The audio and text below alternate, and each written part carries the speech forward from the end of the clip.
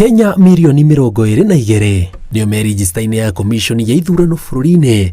Mũigana ũrĩa mũikarĩri gĩtĩ wa IEBC Wafula Chebukati augĩte wongererekete gũkĩringithanio na mwaka wa 2017 kũrĩ andũ milioni 19 nĩo marĩ rĩnjĩsta-inĩ. We have given you the figure today of 22,120,458. That is that's the number of registered voters who will participate in the 2022 elections.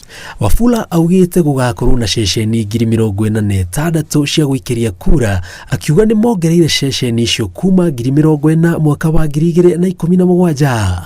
Mũigana wa andũ arĩa meyandĩkithĩtie kuma nja wa bũrũri ũkĩrũgamĩra andũ 10,000 na arĩa menjera nĩ andũ 4,000. After this briefing, the commission will meet and certify the register, and the register will be gazetted. So that will be done. I believe the gazette notice then should be available tomorrow or day after. What you are saying is that after this exercise, we will hand over these records, 4,757, to the relevant agencies for further investigation to understand why people are registering more than once with the different documents, so that proper charges can be preferred against them.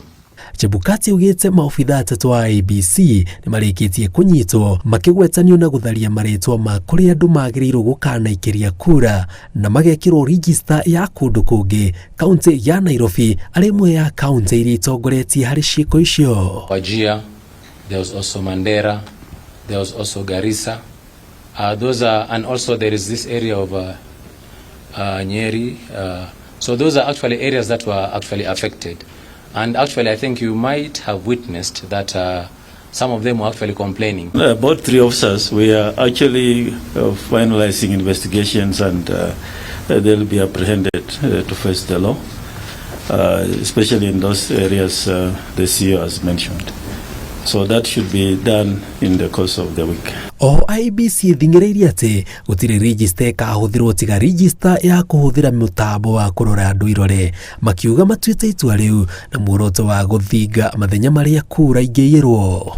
We believe that using the digital register will cut down all those malpractices where the presiding officers have knowledge of who has not voted and the ID numbers, and they are able now to activate the details into the KIMS kit and allow malpractices to happen. It's not possible if we are using the digital register, because the information as to who has not voted will not be available. So the way we have organized is that we'll have backups KIMS kit in each and every ward.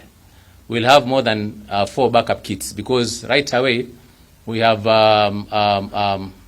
about the 44,000 that we used during the 2017 election, plus 14,000 that we have actually 14,100 we have bought. Kwa ihinda rĩrĩ rĩnjĩsta ĩyo ĩtigarĩtie gũcabithio ngathĩti-inĩ ya thirikari, na yarĩka gũcabithio gũtirĩ rĩtwa rĩkongererwo kana rĩrutwo, na mũndũ o wothe no arore na thimũ kũhĩtũkĩra gũtũma ndũmĩrĩri kũrĩ namba 7000000 acoke andĩke namba yake ya kĩbandĩ kũrĩ rũri rwa hash na mwaka ũrĩa aciarirwo. Oho rĩnjĩsta ya kũrora marĩtwa ma aikia kura nĩ ĩgatwarwo ceceni-inĩ ciothe cia gũikĩria kura thikũ 7 mbere ya gĩthurano kĩnene gĩtabanĩtio.